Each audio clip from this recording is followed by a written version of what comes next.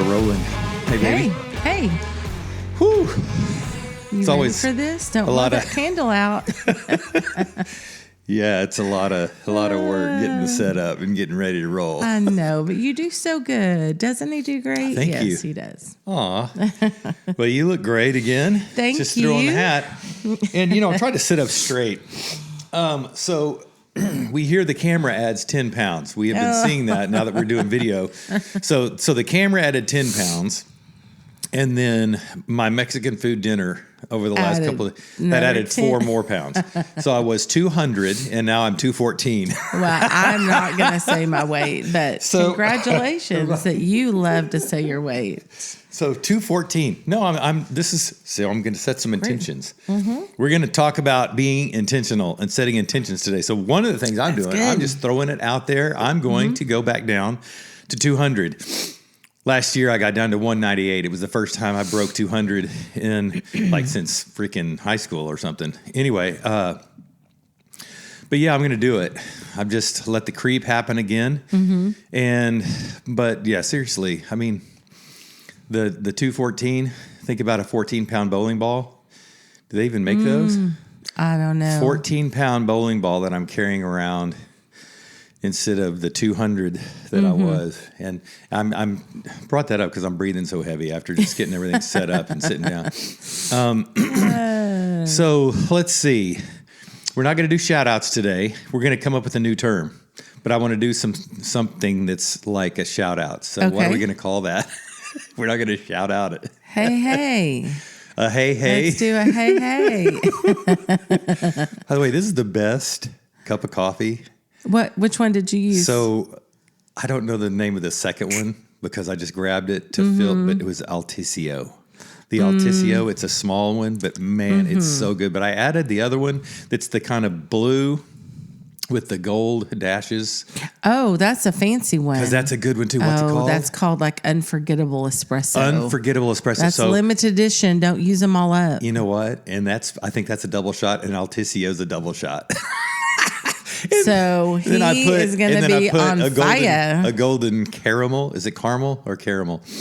Caramel. Wait, you did 3 in that cup? You got it. You got it. Best cup of coffee I've ever had. So a hey to Nespresso. Okay, I don't think we can afford that. Our sponsor, Nespresso. So either they're going to sue us or they're going to send us a lot of pods. But man, Nespresso is the best. Yeah, I mean, literally.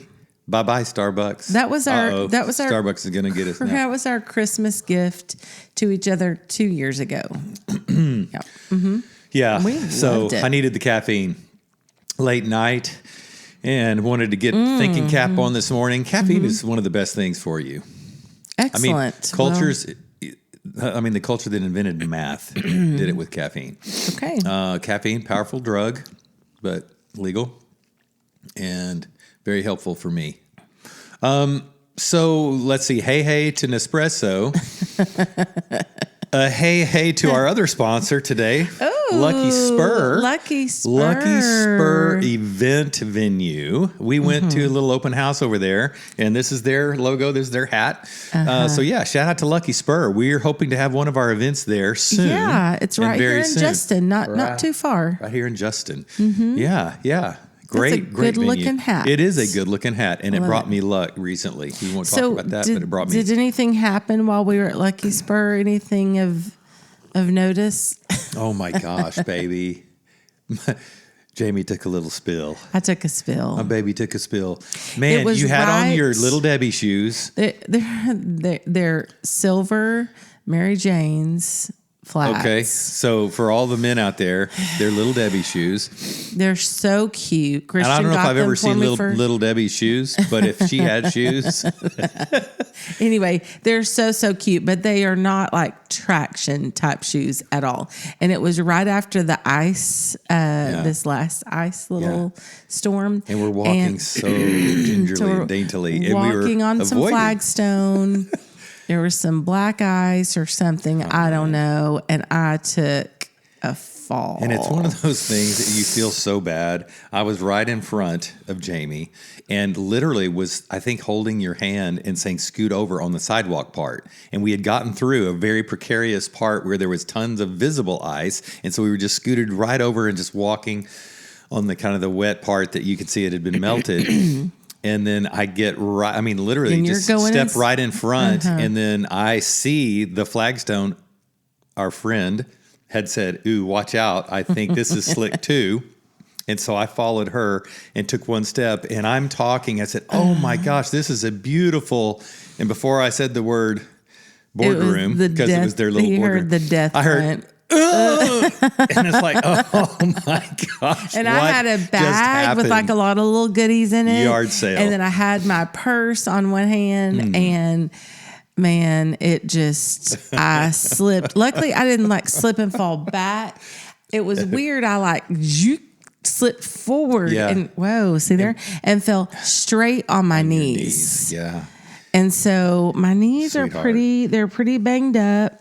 And I've noticed they're just still, I mean, it's fine. Yeah. They're just, they still hurt when I'm doing yoga and I forget about it and I like go right straight down on my knees. I'm like, it feels like a lightning bolt jolting through my body. Anyway, so there's some contusions. Praying for healing. Yeah. Deep bruises, right? Yeah. But nothing broken. Just my ego was scarred. It's fine. Yeah, you keep bringing it up. I feel for you. Well, nothing makes you feel old. And so our friends, I mentioned, it was Blake and Adrena Mabry. We were touring that venue with them because Blake had done a wedding there just the weekend before. And they called me after we told them, they saw it. After I was alive. Blake, so they called after they dropped us off and they were on their way home. And because Adrena really gets tickled with stuff like that, people falling. And so they just started talking about it, how it's kind of slow motion. You see it happening. And Blake was trying to stop it, but couldn't. And they were laughing so hard. And so they got me laughing because we like to laugh at stuff like that too. Not at people, but with people. But Jamie, poor Jamie, was sitting in the chair just shaking her head like, I hope y'all are having a good laugh. Yeah, guys, I was sitting in the recliner with my legs up and ice on both of my knees. But I'm usually the one that's I mean, I have compassion in my heart for people. It's not like I laugh at people, that's kind of sad. But I guess I do. But when people like fall, like the whole trip and fall, or that meme where that lady's at that basketball game and she's like on her phone or not paying attention and the ball just comes in like it's slow motion, hits her in the face. And the slow motion, the way they repeat it, she's got the nachos in her lap and her glasses just boom, fly off. That ball hits her so hard. So that was a sad memory from this past week, but I'm good. I'm alive and well. Well, you look great. It's fine. Thank you. Look like you're recovering just fine. Thank you. You needed this morning in bed. I need a little extra back rub. I need because I'm kind of stove up because of my fall a week ago. Yeah, no, I didn't say that wasn't why. I did the rebounder. I did our little mini. I did a workout on the mini tramp yesterday. Okay, and I just feel like. But I associated the bouncing on the rebounder to the pain in the knees. So that's what I locked in on. No, I'm all good. So another hey to one of our listeners, and we never use the name of our clients, right, in here. When we were talking about scenarios or situations, obviously that's all confidential. But it's so universal. A lot of times we'll describe the situation or the circumstance, the scenario, the problem, the issue, the challenge, all the stuff that we go through because we all go through it. But we don't use names. But when people comment on our YouTube videos or on our posts, their names are there. And we won't use any last names, but the first name of someone is named Watson. And Watson said, he commented about the one word. Hey to Watson about the one word. He said, can y'all kind of talk more about that? Like, what do you do when you choose your word? What kind of word and what do you do with it? And I think that's a great, because we ask you to share your one word for the year. And it's about setting an intention around a word that God brings to you. It's like, what do I want to be different? What do I want to be new? What do I want to think about or focus on in my life? What do I want to start to manifest in my life? And the things that you set, right, the intentions that you set have a lot greater chance of coming true than things that you don't, right? So the Greek word for sin is an archery term. It means to miss the mark. And so you picture that bullseye or the William Tell apple with the archer, shooting the arrow. But when you have a bullseye and you're going to shoot at anybody who knows that they're shooting at anything, a target, you're aiming, right? You have something that you're aiming at. And if you take that word and you say, okay, I'm aimless, what does that mean? You're not shooting at anything. You're not aiming at any target. That's good. And so you're all over the place, right? And so to focus on something, and we use these terms, to laser in or focus. So picture the red infrared laser dot that's right on the target of something. That means you're aiming at something. So if you aim and you miss, so if you go shoot at a target and you're practicing maybe a bow for the first time, or you're shooting a firearm, if you're aiming and the first couple things you do is you understand about sights and sighting something in, and at this distance you need it to be here, and you want your little notch of your for your bow on the target. But whatever, if you're aiming, even if you miss, if you're aiming at something, you're a lot closer to that target than if you're not aiming at all, obviously. So we want to talk about setting intentions and aiming at something, focusing on something, so that thing can actually start to manifest in your life. And so I wanted you to talk about our vision retreat. We told everyone we were going to talk about our vision retreat. And somebody asked us, was that a vision retreat for our marriage? Because those are great to have, a marriage retreat. But this was a vision retreat for long haul marriage, for our marriage, for our business, for the intentions with our family, our kids, our grandkids. So, we both said, hey, let's do it. But you planned that thing. And I want to just hear what went into that, the thought that went in, and then just kind of give me some of your highlights and your takeaways. It was really fun. It was great. That was really fun. You're right. It does take some planning. It does take some intention. And so, just that's the first part, is deciding, hey, this is something that we want to do. You don't have to go away to do it, but I think it's kind of important, even if it's just one night. I mean, we went to Waco, an hour and a half away. It's not like we went to the Bahamas, or it doesn't have to be. It could be, that'd be pretty cool, but it doesn't have to be that. It could be, just one night away in a little town. And of all places, Waco, Texas. And tell them why we chose Waco. We were already thinking Magnolia. Well, right? I do love to go down a couple of times. Waco's just a fun town. Yeah. And so it's we made it a fun cute town. Little fun town. All you Wacoans. Yeah, all you Baylor Bears out there. So it's somewhere close that we didn't have to drive a long way or hop a plane. And so first we had to choose the date. Like, what day do we have open? Hang on. Yes. For women especially, why is it important to leave and to go away? Yeah. Because if you stay here, So if we're here, especially as a woman, but I think also for a guy, just to shake you up out of your norm. But as women, we're I feel like, and really it's both. It's I think men too, but this is our home. This is our work. We're here 24/7. And so when I'm here, it's harder for me to relax, to let down, to get my head into a different headspace. I'm thinking, I need to unload the dishwasher. Oh, I need to start a load of clothes. Oh, I need to feed the dogs. Oh, I need to take the dogs out. Oh, I need to, wash our sheets. Whatever it is, I need to do something here. There's always something to do. And so when you leave, it just forces you okay, you just open up a whole different headspace for yourself. And it just sets a different tone. So those distractions are gone. When you do, there are certain types of guided meditations, and one I won't mention, but that I've started doing. I won't mention the name because anyway. But they have this. It's this box that's this huge box that you walk over to, and you set all the cares and the worries and your issues into that box, and then you put this heavy lid on it, and then you turn away from it. And just visualizing that can be very, very helpful. So this is actually doing that. Yeah. Yeah. So we got away, and, you need to plan, really a couple of days. We left in the morning on a Monday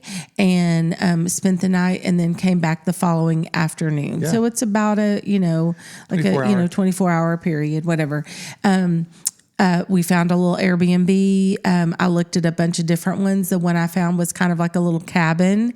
Okay. Hey. Hey, to the hill. Hey, to the hill. It was that called was the incredible. Hill. So there's it was the hill, so cool. the grove, and the main, and it's on some property, and there's like three little cabins out there. And so, anyway, it was a great little place to stay. Yes.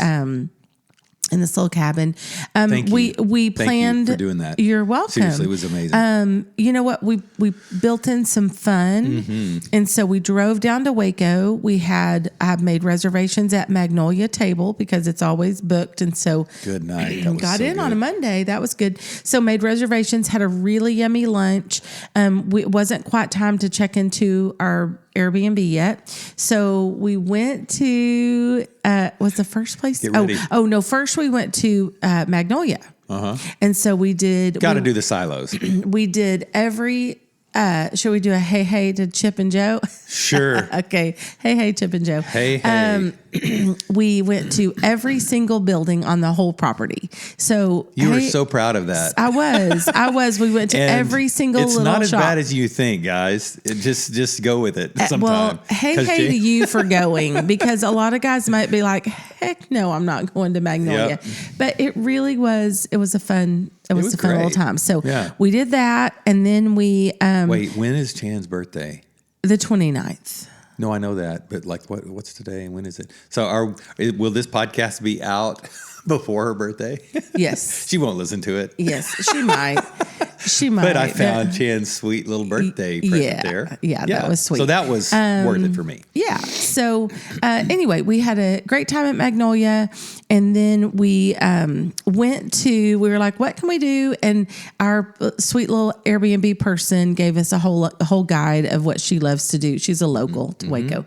And so one of the things that she said was it's kind of cool to go drive by the Branch Davidian. The Branch Davidian compound. David Koresh. Yikes. Whole cult situation. And you youngins probably have never heard of David Koresh. And somebody said, oh, yeah, I saw that documentary on Netflix. But we lived through that. When the cult leader had the people out there in the middle of nowhere, and then the ATF and the FBI and the whoever came out there and said, no, we're not having it. And burned it down to the ground. And burned. And it was crazy. So we didn't spend a lot of time there. We just kind of drove past that. It's eerie to be on that property. It really was. Yeah. And then we saw that there was a woolly mammoth national park museum or something. Who knew that 19 woolly mammoth fossils or fossilized mammoth carcasses or whatever the bones were. Yeah, a saber-tooth, tortoise, a camel right there with them. So we went and checked all that out. That woolly was pretty mammoth cool. Preserve, or not even preserve, whatever, archaeological find, dig thing. Yeah, cool.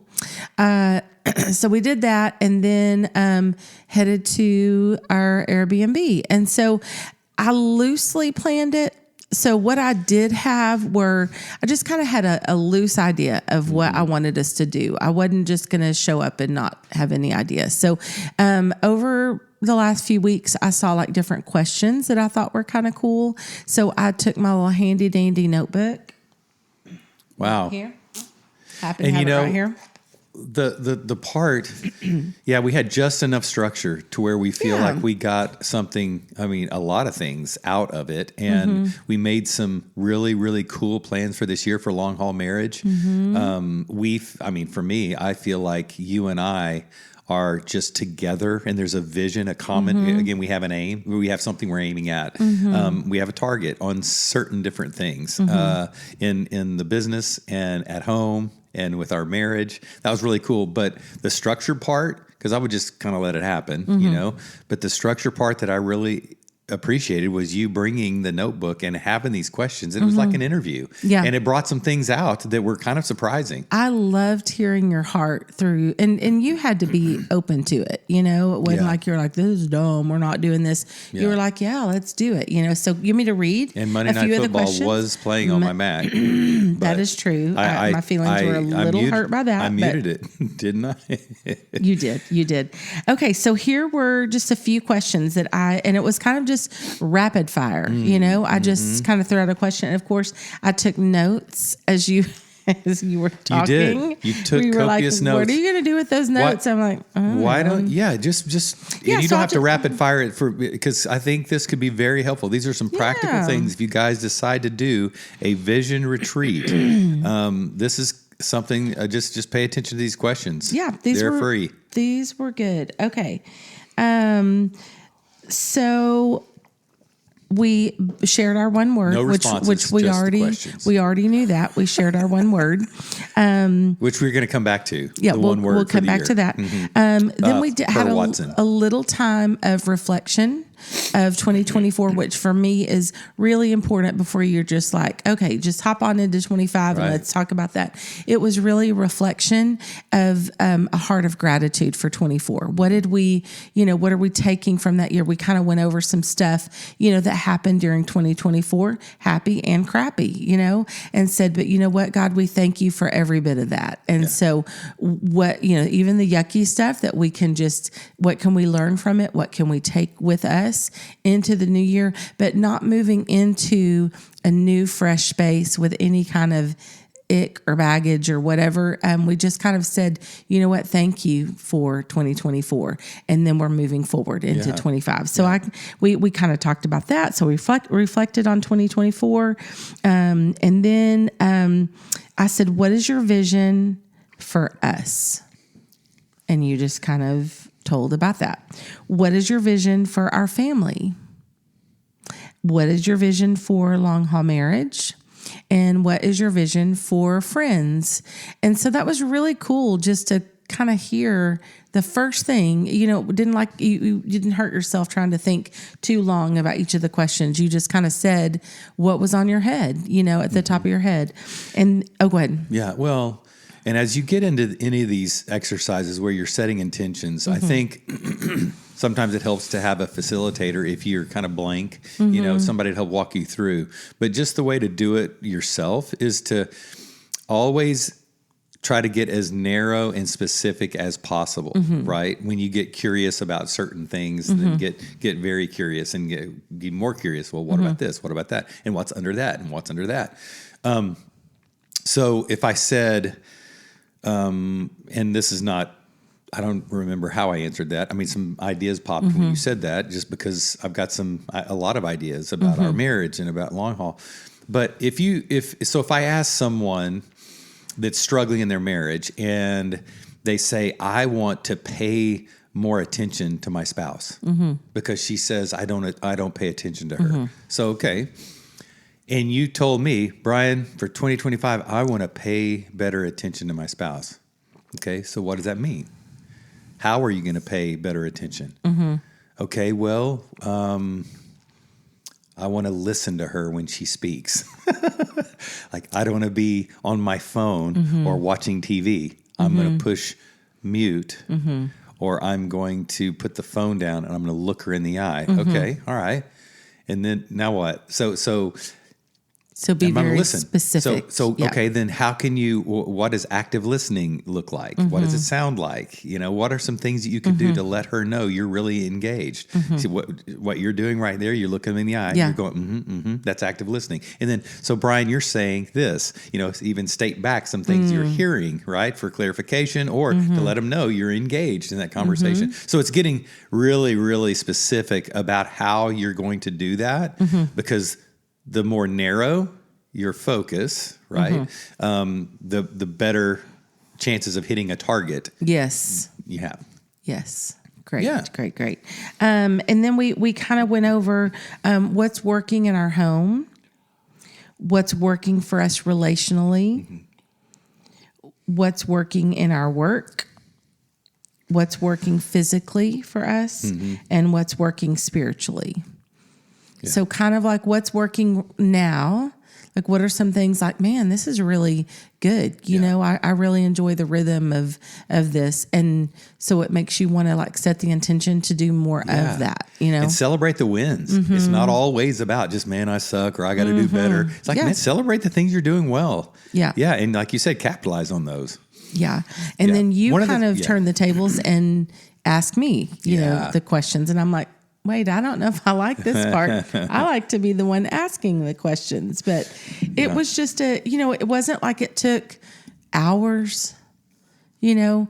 It just was some succinct, intentional time to, you know, kind of go through these questions together. So I think that's the misconception. Most people think that anything you do when you're going to sit down and you're going to share with your spouse or do some vision thing, it's going to be this long 3-day retreat or a week long, or you're going to have to do it every day for the next 365 days. No.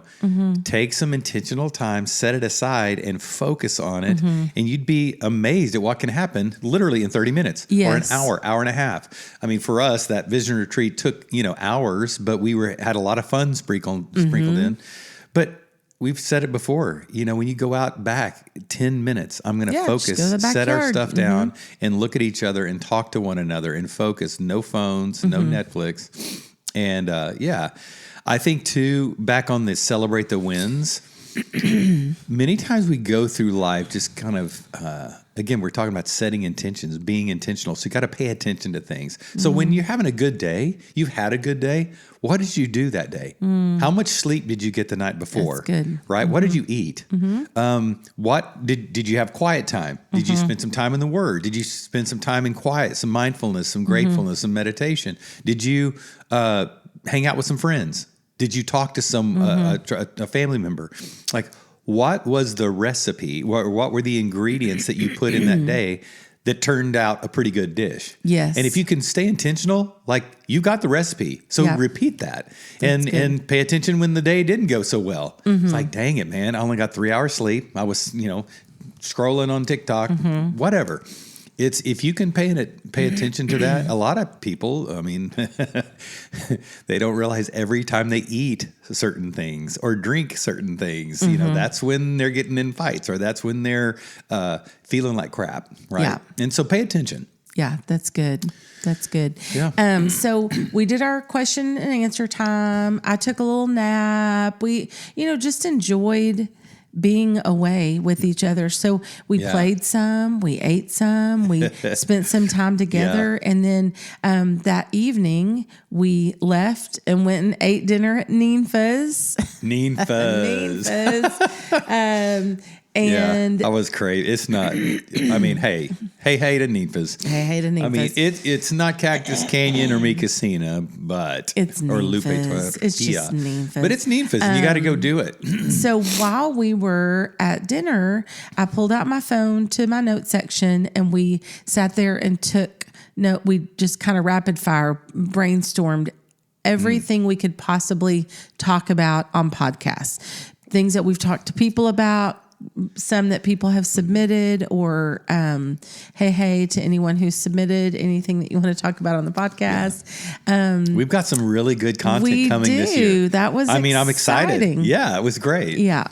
And then went back and hung out for a little bit, and then woke up the next morning, went and got coffee at there's a cute little, it's called Homestead Heritage. And we stayed right by it. It's a little community. It's some kind of a little Christian community. Yeah. You said it's not Amish or Mennonite. I don't think that it's sure Mennonite, like but it does seem like it for sure. Yeah, it was cool. But if y'all have never been to Homestead Heritage or Heritage Homestead, anyway. Yeah, try it out. Little coffee shop, a great restaurant there with like good. Went to the Waco Waffle. Oh my gosh! Okay, so guys, jalapeno cheddar waffles as the bread. Yeah. Buffalo chicken. I mean, the buffalo chicken. So fried chicken with a buffalo sauce and ranch, and it had arugula, tomatoes. Oh my god! And girls, mine was just a waffle with strawberries, that was drizzled with Nutella and whipped cream. Anyway, so went to have breakfast, but then also what we did not do, but people that go visit could do, is they have a whole little village. So there's like a pottery place and a place where they do where they mill their Leather own company. wheat, blacksmith. Anyway, just a cool little. We did that several years ago. Yeah, cool little village. When Ruru was Yeah. little. So let's talk about. Look at the time. Woo. Let's talk about the word. So the one word for the year. When you pick this word. So I mean, you've got the deal. I mean, you've got it. No, Pull I it don't. out. So I'm trying to think some of the words. Family. Just some. So let's give some examples of the words. So like Ryan chooses patience, right? And so what do you think that means for the year? Yeah, Ryan's was actually structured. No. Last time it was patience. Okay. Right? Maybe. No? How am I going to remember everyone's words? See, I remember my word last year was simplify. I was just going to use the word patience as an example, but let's use simplify. Go.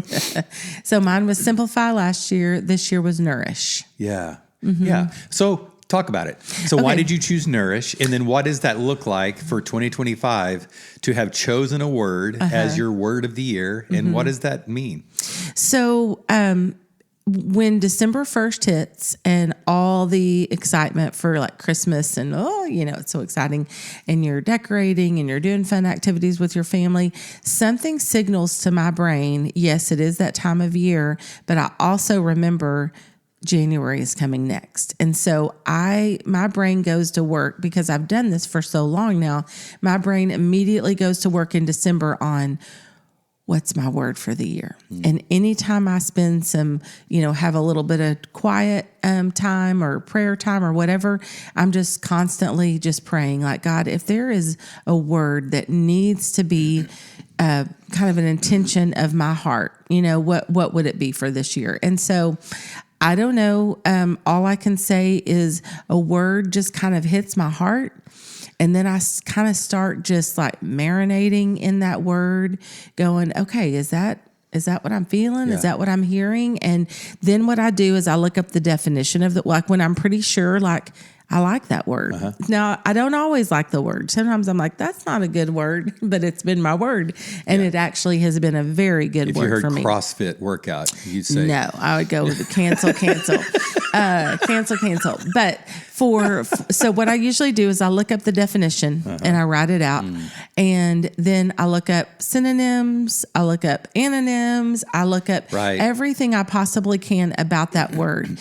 And if it's the one, it usually just, like, I feel more and more and more excited the more I look it up. So for the word. And I would say don't obsess about the one word. I mean, it's the concept that comes to the word. Because like you're saying, you're finding synonyms. The one I chose for this year, we'll come back to it, but it could be one of like 10 words, right? Yeah. I just kind of landed on one, or the one I thought I landed on, you even wrote down another one as I described it. But okay, go ahead.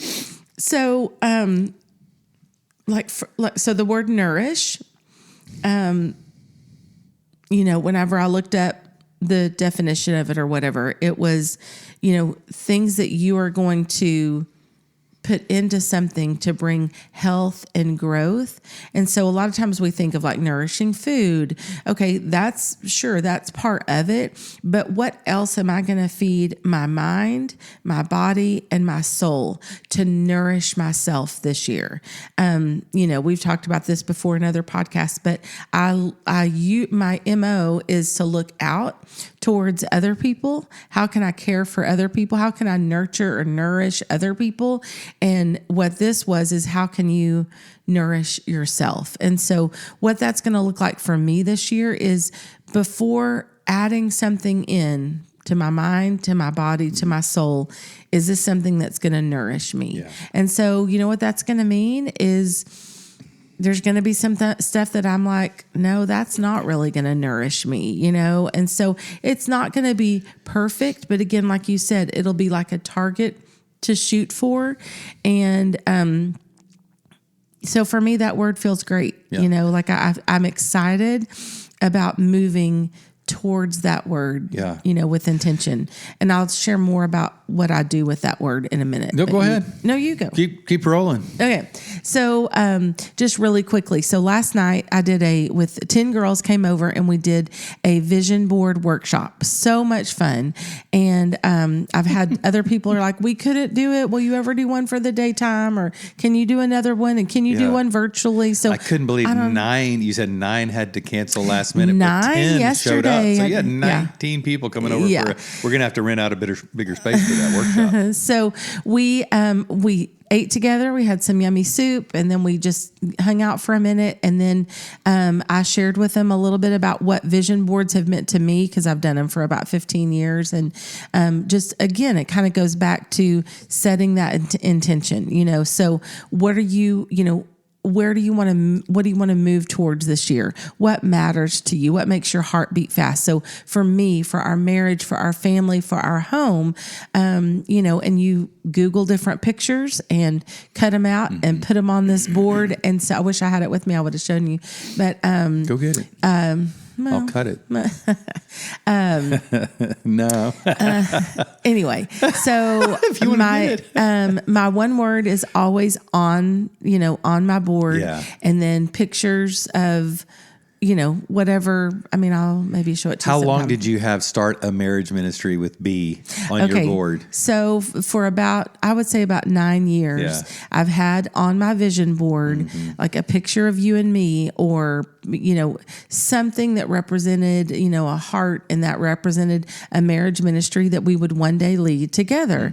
And so, you know, and on one of them, I remember it had little lines coming out of the heart, and it said like, celebrating and strengthening marriages through podcasts, retreats, workshops. You had our business plan, coaching, the mission statement, all this stuff. And you know what? Here's the thing, by the end of the year, I'm not disappointed or disheartened, like, well, that's a stupid dream, and that's not going to be on my next vision board. It was still in my purview. I'm like, I know this is something we're going to do. And so every single year it would just jump from one vision board to the next, to the next, to the next, to the next for about 9 years. And then I told the girls last night, this was the first time that I can say the vision is a reality, you know? So that was, it's cool, not disappointing. It's not like everything on the board, like, oh, it's a genie in a bottle and I wish it to come true. You know, it's a representation of my heart on a little board. Yeah. And what I do is I have a little corner over in our sunroom by our green velvet couch, and I have my board right there. And so every single morning, most mornings, I will say, when I'm doing my little miracle morning, I pull it out and I look at it and I touch it and I say the words out loud, and, you know, just believe it in my heart, you know, that it's coming. I'm thinking of so many people who've had dreams, and they've been dashed. They've had hopes. They've had visions for their life, and it's not coming true, and it has not come true. And so I get how there can be disappointment around that, and some people would even be, let's say, cynical about that exercise and be taking pot shots at people. Oh yeah, wishful thinking, or hope it works out for you, or good for you. Because of the disappointment and being afraid. To pray audacious prayers, or to hope again, or to have those dreams, have those visions.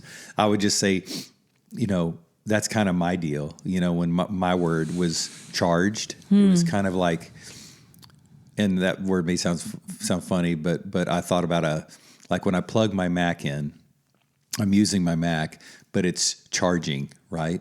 And it can be 100% charged, and I can unplug it from the source, and it can still be used because it's got a charge, but it's running down.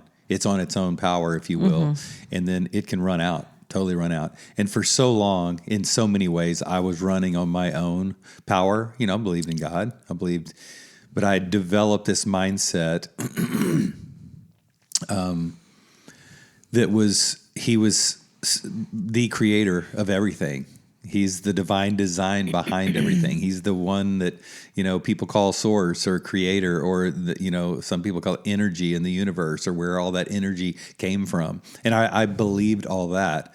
But I think I was operating in a belief system. Obviously, he's in us. He's manifesting in us. He is the one animating us. But I was operating under the belief system that kind of like the deist, he wound it all up, and he is just kind of aloof, watching it happen. I don't know if that's the right way, maybe determinist or whatever it is theologically, rather than his providential hand is in my life, and he's watching, and he's listening, and he's in, and he's caring. And so when Jesus said, when you pray and you ask, he doesn't say, believe that you will receive it. He says, when you pray, believe that you have received it. And in that way, I wanted to be like plugged in, connected. I wanted to be charged again. Yeah. I talked about the pyramids. Who knows what they were, right? But it's like they were this, maybe this something to do with energy and power and but whatever function they served, it's almost like they're unplugged. It's like they're just, the power plant's off. They're disconnected. And maybe this earth used to be in this energy field where it was just charged, and now it just feels dead. So that was me. And, you can operate that way, but I wanted to be resurrected. I wanted to be alive again, and I wanted to be plugged into the source. I wanted to be having the flow through me. And that starts here. So believe that you have received it. Yes. So when you put that stuff on the vision board, it's not, man, I hope that comes true. It's like, this is me. This, like you said, this is just an outward vision that I'm projecting, which is what we're doing. We're perceiving reality, and we're creating that as we perceive it. That's weird. It's so crazy. So the more that you can write that out and picture it and believe it, the more it happens. And it's just all What's the people the scripture out there, you always say? So as a man thinketh in his heart, so is he. Yeah. It's believing. It's so good to set the intentions. I don't know what the phenomenon is called. There's a name for it, but I remember years and years ago, like, I don't know how many years ago, when we got our little blue Explorer. So we had, our family was growing, and I didn't want the minivan. We had grown out of that phase, which, by the way, hey to the minivans. Don't knock on, baby. No, we did. We loved our minivan. I wanted something a little sportier, so we got the blue Ford Explorer. And I had seen, it's funny, back in those days, there's the green and the maroon and the white and the black, obviously. But it's like, there's a blue Ford Explorer, and look at that. This navy blue. And I'd never seen one. So we're going to get this unique vehicle. And on the way home from the dealership, you see 50 blue Explorers. Yeah. And because you're now looking for it. Yeah. It's you weren't noticing it before. You're going to find what you're looking for. When you first have your first baby, it's like, oh my gosh, look at all these strollers. I never noticed before. Yeah. Because you were in your self-absorbed world that didn't include kids. Yeah. So that is part of this. It's putting that in you said it earlier, in your purview. You're going to be thinking about it. Yeah. What you focus on grows. I told the girls last night as we were doing this, I said, here's the thing. As a little girl or as you were growing up, you probably had some kind of dream in your heart, like something that made you excited. God's created you with this bundle of like gifts and passions. And, then life comes along and literally kicks the crap out of you. And so you kind of just, all those dreams go by the wayside, or there's a dream that you've had and you're like, that's never going to happen, or someone called it silly, or it just didn't make sense, or you're like, this is just dumb or whatever. And so you put that dream in a jar and it's up on the highest shelf, And so I said, what this is doing tonight, what these vision boards represent, is us pulling those dreams or those wishes or those, whatever it is, those intentions, pulling them down off the high shelf and dusting them off and saying, God, do I dare to dream again? Because if we're honest, when you go through life safe, going, I'm not going to dream. I don't go, none of that stuff. That's just crap, Well, how's that working for you? Is your life like, is it where you want to be? Are you walking through life happy and positive and hopeful, even when life is hard and you're like, okay, maybe you don't need a word. Maybe you don't need, you just naturally have this vision in your life. But most of us, that is not us. We need something to help us be redirected, not just January 1, but like something that's going to pull us back. And so even if you just are like, I'm not doing a vision board, then maybe type your word out, write it on a note card and stick it on your your bathroom mirror, and just see if anything changes for you this year. Try it. And if nothing else happened, like throughout the year, which incredible things are happening and will happen. But what I loved about when our family got together and we share, we make it a big deal when we all choose our word and then we get together and we speak that out loud. So there's a level of, again, manifestation, accountability. I want you guys to hear what my intentions are. But so many times in that, what that turns into is affirmation and just validation and speaking into the lives of our kids, our grandkids. We hear their words, and I remember, and I'm getting woo. I just remember specifically Chandler's word, expand, and she was talking about just go for it, like stepping outside of her comfort zone and doing some things, and like. She had gotten to where, because having the twins and having Rue and, being a mom, and her world had kind of shrunk, if you will. And even not just kids and busyness and all that stuff, there were certain things that she had just thought, that's not me and that's not my world. And she just started saying, I'm going to go enter that world. And she found herself almost like, and it's so funny that the word she was using, like a parallel universe, like what?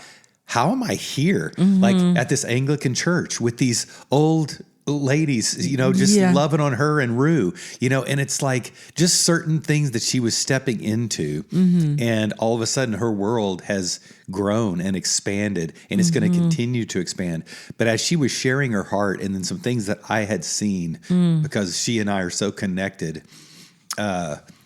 just the way we think and how we are, and just what I was able to look at her and say. Those times, many times we just save that for the funerals of people, right? It's like, why don't we do this in person? And many times in prayer, when we're praying, we're saying, Dear God, and we're speaking to people in the room, because it kind of feels goofy to just look them in the eye and say it. So we say, God, man, I love Jamie. So it's just like, man, the power in us affirming one another in that moment.